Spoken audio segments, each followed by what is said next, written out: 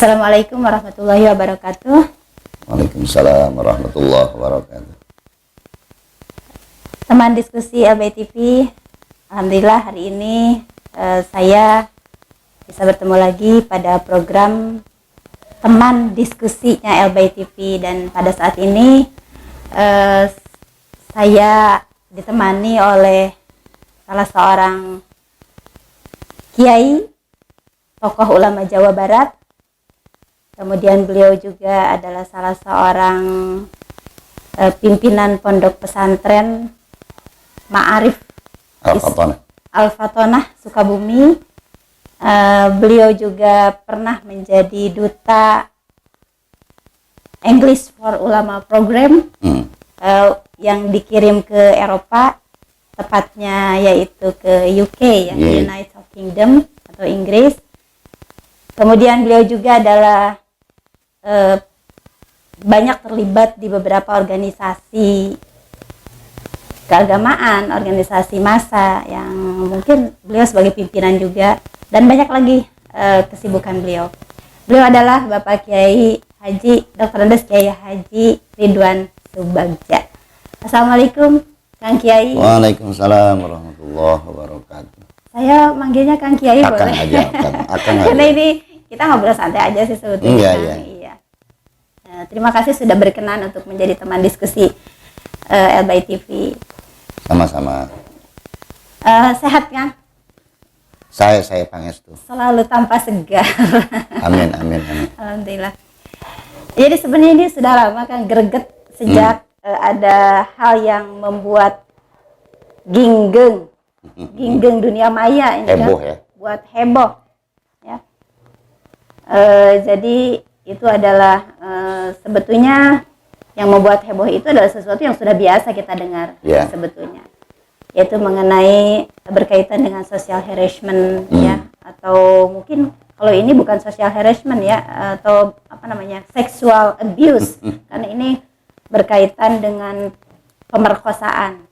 Mohon maaf ya, saya sebetulnya nggak begitu familiar dengan kata-kata pemerkosaan yang agak diperhalus, kan pemerkosaan tetap saja sesuatu yang ekstrim gitu.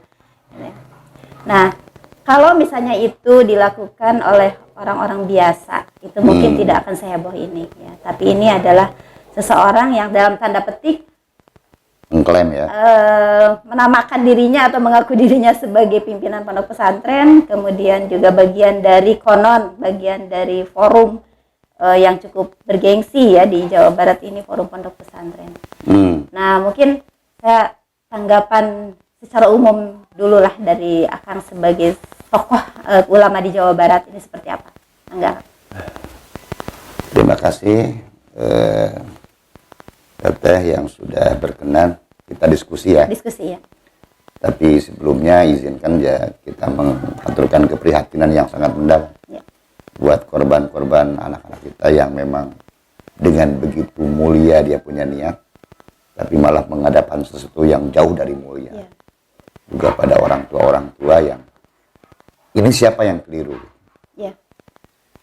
Tentunya tamparan keras buat komunitas pesantren, walaupun saya tidak bersikeras menamakan ini pesantren karena dengan undang-undang pesantren yang baru ada rukun pesantren, ada penamaan boarding school mungkin ya, tapi pesantren no, karena hari ini dengan pengumuman undang-undang pesantren nomor 8 itu bahwa pesantren ada rukun di samping kiainya, ada bangunan pesantrennya, ada santrinya, ada kurikulum yang memang salah satunya kitab kuning.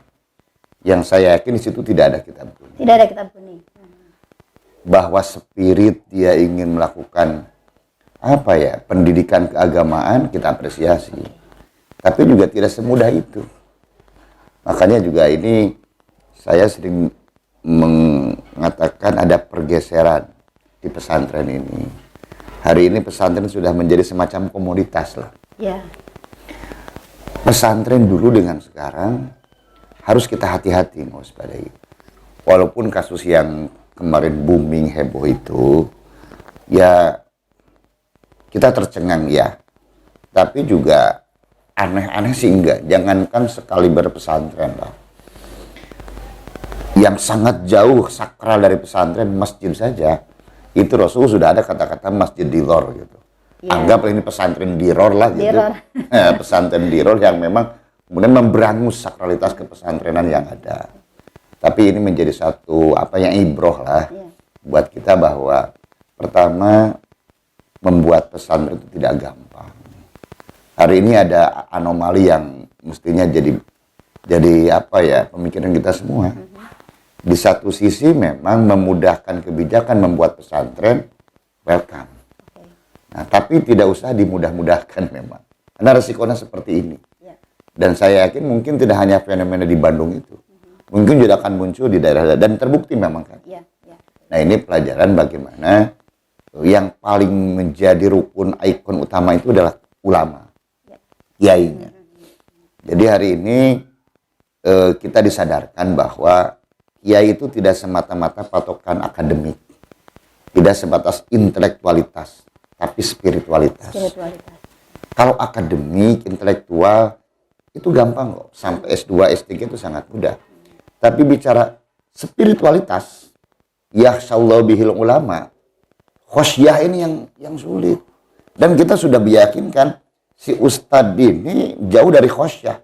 Kalau khosyah dia gak akan melakukan itu. Tapi dia tetap ustadz atau bukan sih? Oh jelas pada saat melakukan itu dia sudah buronan, buronan. Bahwa status dia ustadz, ya otomatis ini menjadi satu pelajaran untuk dilihat lah dari itulah. Nah, walaupun kita bicara sejarah sekelas Barsiswa juga ada kan. Nah, tapi ini kan yang kita sudah punya koridor-koridor hukum sudah ada. Ini sudah kriminal. Nah, ini barangkali yang sementara apresiasi saya dulu lah sementara. Tadi ada hal yang menarik kan. Boarding school. Jadi kalau boarding school itu sebetulnya tidak memenuhi rukun pesantren ya kan? Enggak. Dan saya kebetulan saya aktivisnya di Nahdlatul Ulama ya, mohon maaf.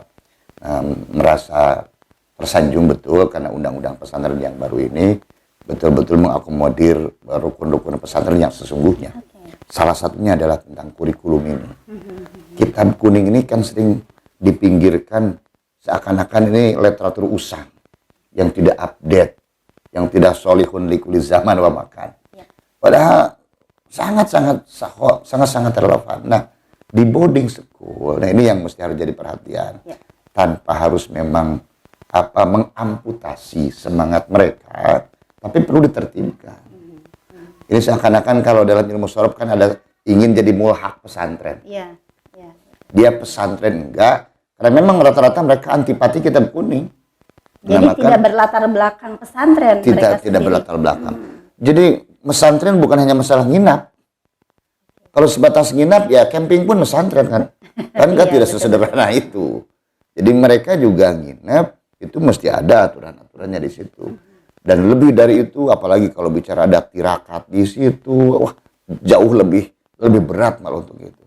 Tapi yang menjadi sentral kan ikoniknya itu udah ulamanya, gurunya, kiainya. Patokan intelektual bisa ditempuh lah.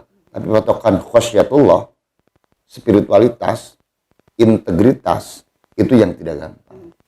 Tapi ini mungkin, maaf. Tadi kan disebutkan boarding school itu sebetulnya tidak memenuhi unsur rukun-rukun pesantren itu ya. Cuma sementara yang saya baca di media sosial, di media-media online maupun media lainnya, nah si yang bersangkutan ini, pelaku ini ternyata juga masuk di kepemimpinan salah satu forum pesantren.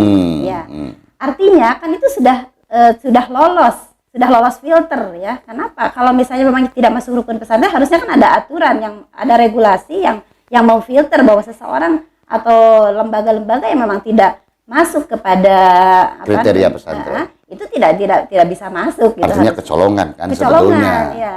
Saya juga belum membedah secara lebih detail tentang undang-undang pesantren. Yang pasti memang kalau bicara rukun pesantren di boarding school kan, tapi juga saya itu belum bisa mengkaji lebih dalam ya. Tapi paling tidak memang rukun pesantren yang seperti di Nahdlatul Ulama lah salah satunya, itu tidak ada yang untuk dikategorikan pesantren. Kalau definisi itu sering dikatakan harus jami dan mani.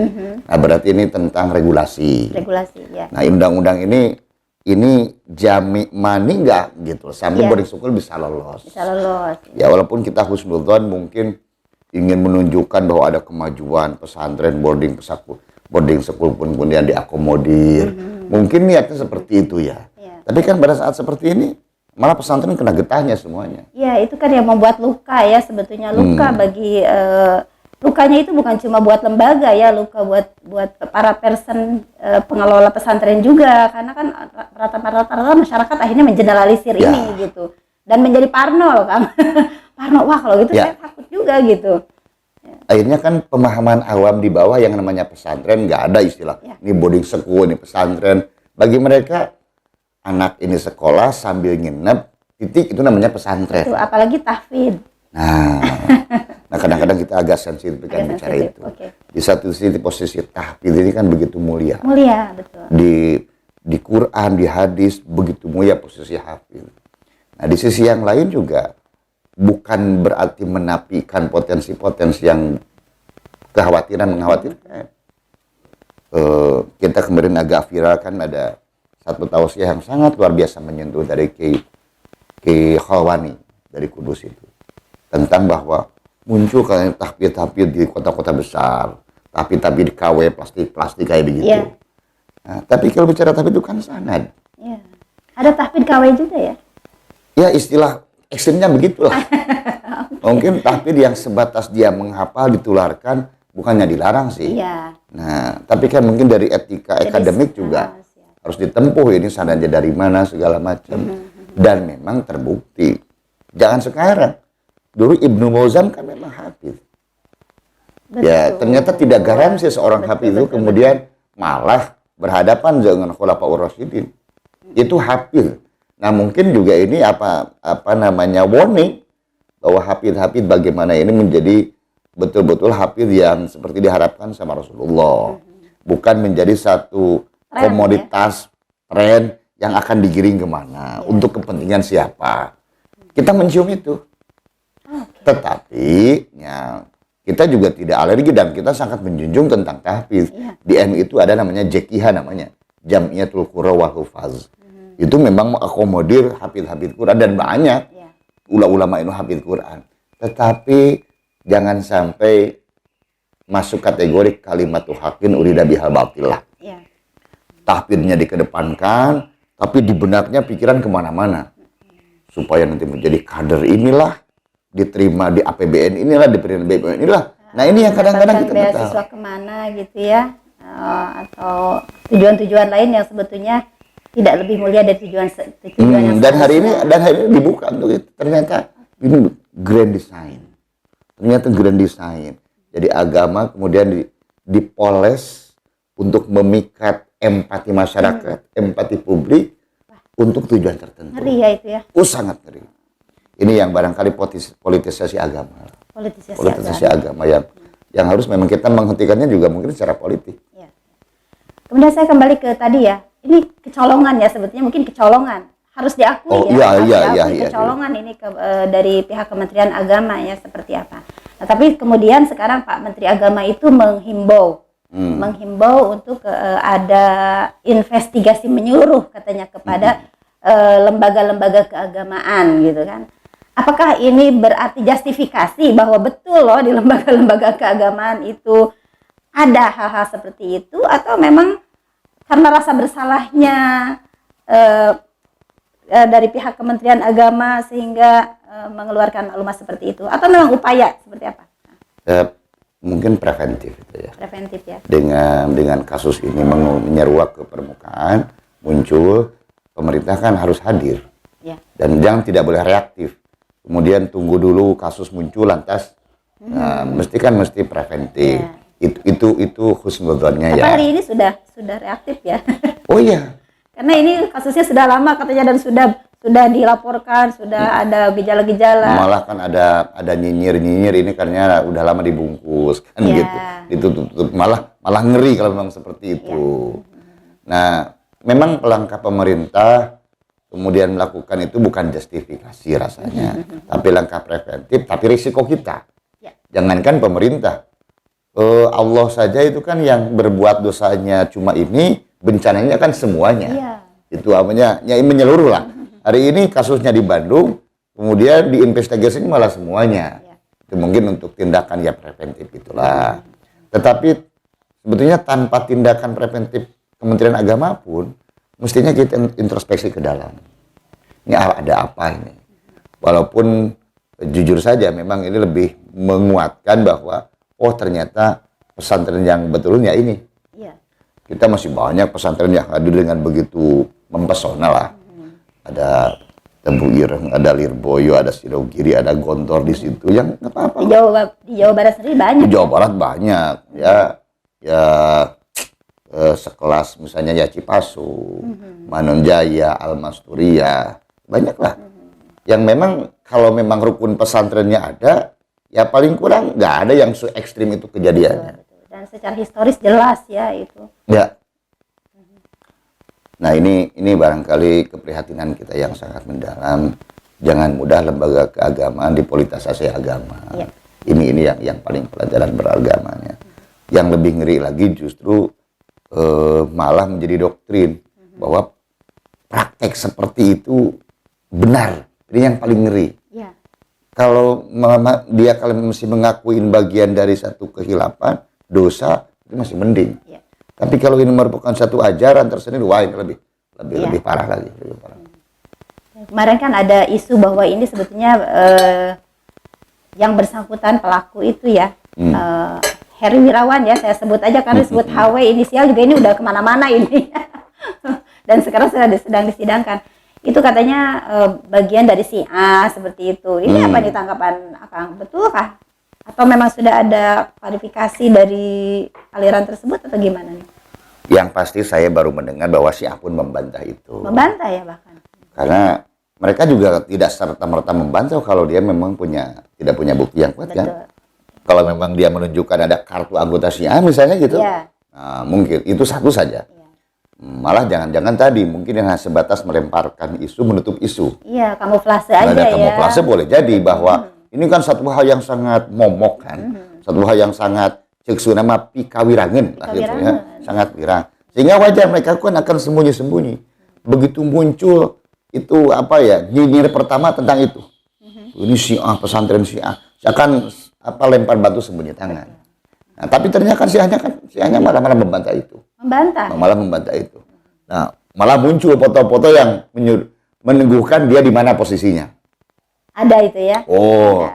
Dan itu hari ini kan di era keterbukaan seperti nggak ada yang bisa ditutup-tutupi. Betul. Ada jejak digital. Ada jejak digital, nggak mungkin bisa dari mulai peletakan batu pertama, siapa pejabat yang hadir, pelangnya bagaimana, walaupun kita pun bukan berarti alasan untuk mengguyo-guyo ya. Enggak. Tapi paling tidak kan koneksitasnya jelas. Harus ada, dan itu akan mengklirkan ya. Disokong si ini. Gitu loh. Walaupun mungkin hubungannya mereka pun tidak menyokong perbuatan itu ya. Iya. Nah, tetapi kan perbuatan ini muncul pertama karena ente lalai orang begini diangkat ustadz. Misalnya di pesantren di NU seorang menjadi kiai ulama itu kan bukan main. Secara akademik minimal ada 12 PAN misalnya. Secara spiritual, khosyatullah, tirakat, puasa. Sementara yang gini kan hari ini, jadi ustadz ini kan gampang banget. Iya. Hanya bicara simbolik-simbolik cukup ini. Yang penting serban yang panjang, gamis yang tinggi, tambah ada pemanis janggot dikit misalnya gitu loh. Kan gampang banget. Jadi lebih ke perform fisik ya. Nah, itu yang Gus Dur dulu sama Cak Nur kan. Ada Islam simbolik formalistik, ada Islam ya kultur substansial lah gitu. Nah, ini hari ini pertempuran Islam itu masih terus. Nah ini, jadi orang kan awam di bawah mudah dikecoh. Cuma bisa baca tabligh kemudian langsung pidato-pidato gitu langsung ustadz gitu ya. Boleh jadi malah Paus Yohanes Paulus II kalau datang ke Jampang Kulon cium tangan. Karena pakai gamis. Enggak dipanjang Habib mungkin. Kan, pakai gamis putih, pakai peci putih, bawa tongkat apalagi. Nah, atau orang-orang Yahudi Israel datang ya. Oke. Saya dulu kan ke UK itu orang-orang Yahudi ya begitulah. Iya. Ya. Karena itu kan simbol, itu kan pakaian budaya mereka ya. Ya, tanpa kita juga menyudutkan budaya ya, tapi itulah patokan kita, innallaha la yanzuru ila suwarikum wala ajsamikum walakinallahu yanzuru ila qulubikum. Jadi jangan silau dengan penampilan itu. Walaupun memang bicara performan lain lagi itu. Ya.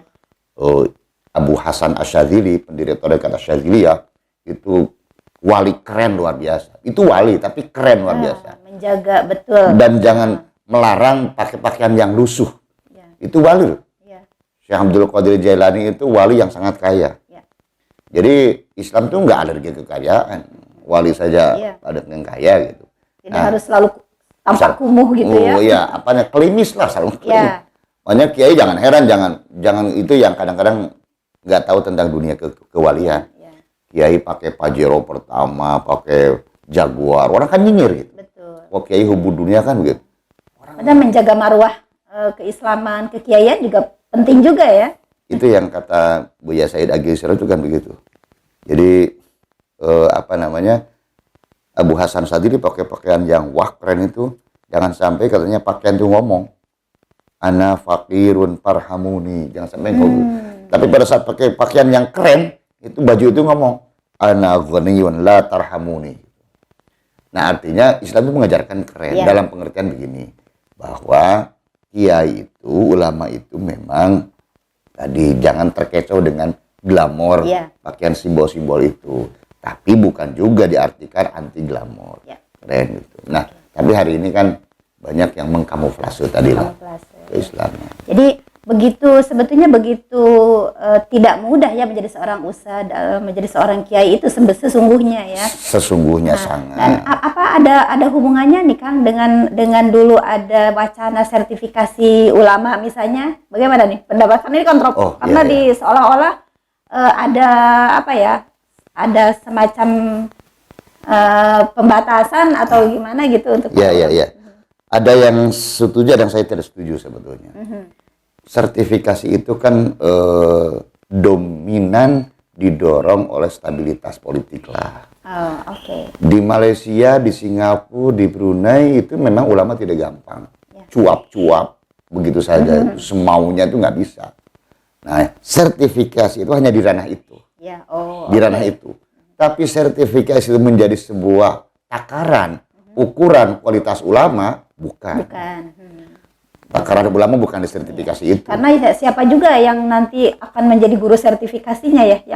Dan tidak otomatis lebih tinggi kan? Tidak otomatis. Harusnya kan idealnya kalau yang mensertifikasi itu dia lebih tinggi dong itunya kualitas keilmuannya kan? Siapa yang lebih tinggi dari ulama-ulama itu kan kita juga bingung ya sebenarnya. Hari ini udahlah cukup bahwa ulama itu hanya label yang lahir dari masyarakat, itu pun karena intervensi ilahiyah. Begitu saja kita wajengan tanpa apa-apa kan gitu. Tetapi sertifikasi ini didorong memang kita juga bisa memaklumi. Hari ini banyak agitasi-agitasi keagamaan, provokasi-provokasi ayat yang kalau dibiarkan, ya memang ini negara ini jadi panas gitu. Lebih ke kepentingan itu dalam konteks itulah saya setuju itu. Tetapi yang disertifikasi pun yang sudah jadi ulama sebetulnya. Hanya supaya jangan ngaco aja ngomong gitu kemana-mana. Dalam konteks itu saya setuju. Karena memang di Malaysia pun itu nggak semudah itu. Dari mulai temanya ditentukan, kemudian tetapi sertifikasi standar ulama itu memang wajar juga. Hari ini kan ada mulai fenomena yang kita pun mengkhawatirkan. Majelis ulama di dalamnya bukan ulama. Nah. Dan itu faktual. Ini panjang nih, Kang, ini kalau bicara ke sana ya, tapi mungkin malah greget sebetulnya kan. Gregetnya. Kok majelis ulama dalamnya bukan ulama malah. Ini saya jadi teringat nih. Nah, sekarang peran majelis ulama sendiri nih ada nggak nih sekarang ini semacam gerakan atau apa ya? Ketika ada kasus semacam ini yang melibatkan dalam tanda petik ulama walaupun dia sebutannya ulama atau oknum apalah namanya gitu. Apa sih yang dilakukan mungkin yang didengar oleh majelis ulama? Ada gak gregetnya atau tindakan? Yang paling sering kita akrab kan paling menyatakan keprihatinan, mengutuk keras. Tadi kan sebatas gitu aja kan retorika-retorika yang basi sebetulnya. Cuma majelis ulama pun mungkin secara hierarki organisasi kan mungkin itu lebih ranah ke Kemenag. Karena memang di situ tapi secara keulamaannya sebenarnya. Oh iya, secara emosional keulamaannya ya, tapi mungkin rasanya mungkin juga cari aman juga majelis ulama ini. Cari aman. Cari aman. Ini sangat cari aman. Sebab kalau dia mungkin menyentuh itu, dia juga tidak ingin dikatakan ini ulama. Malah nanti MUI-nya kecemar juga kan gitu.